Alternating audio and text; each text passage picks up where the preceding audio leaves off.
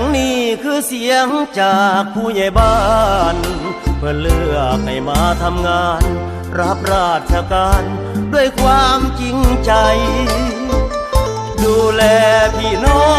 งนั่นคือหน้าที่ผู้ใหญ่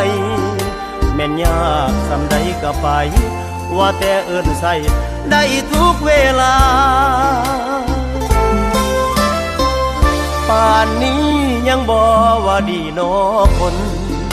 บางครั้งก็ต้องอดทนฟังเสียงบ่นสาวบ้านเขาด่าบ่ถูกใจแน่ก็พากันเอาไปเว้านินทา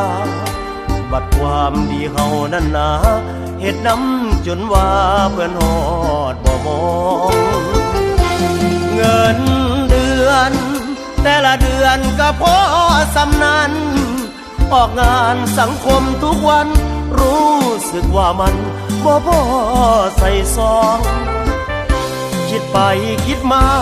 บางเทื่อผู้ขาดูตนเจ้าของที่ดินไร่นาจำนองตั้งแต่หาเสียงบ่ทันได้ไทยแต่บ่เป็นหยังขอทำหน้าที่ได้ใส่สุดสีกากีสมเกียรติศักดิ์ศรีเขาเอิ้นพ่อผู้ใหญ่พี่น้องทุกคนขอจงได้โปรดเห็นใจทุกหมู่บ้านอยู่ในเมืองไทยต้องมีผู้ใหญ่ไว้เป็นผู้นำ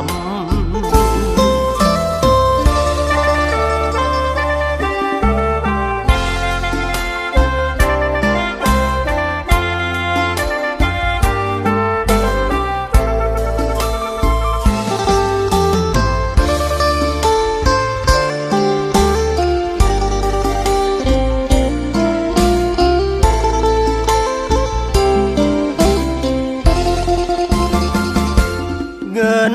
เดือนแต่ละเดือนก็พอสำนั้นออกงานสังคมทุกวันรู้สึกว่ามันบ่พอใส่ซองคิดไปคิดมาบางเทื่อผู้ขาดูตนเจ้าของที่ดินไร่นาจำนองตั้งแต่หาเสียงบ่ทันได้ไทยแต่บ่เป็นหยังขอทำหน้าที่ได้ใส่สุดสีกากีสมเกียรติศักดิ์ศรีเขาเอิ้นพ่อผู้ใหญ่พี่น้องทุกคนขอจงได้โปรดเห็นใจทุกหมู่บ้านอยู่ในเมืองไทยต้องมีผู้ใหญ่ไว้เป็นผู้นำ